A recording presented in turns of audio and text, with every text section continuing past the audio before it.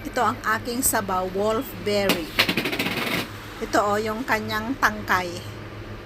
Ito, yung dahon ang aking isasabaw ngayon. Pero yung tangkay, kailangan ipakulo muna para magkalasa yung sabaw. Yan, pinakulo ko muna ng 15 minutes. Yan Hinimay ko lang yung dahon kanina. Parang malunggay na hihimayin. Ngayon, ilalaga ko na rin yung wolfberry seeds. Ganyan lang guys, ang pagluto namin dyan na sabaw.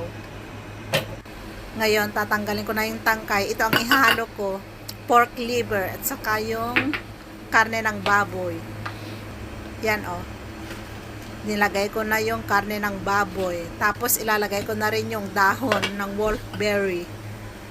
Tapos yung pork liver, sandali lang yan, mga 1 to 2 minutes. Luto na yan. Ganyan lang guys, yan Kapag yan ang sabaw namin,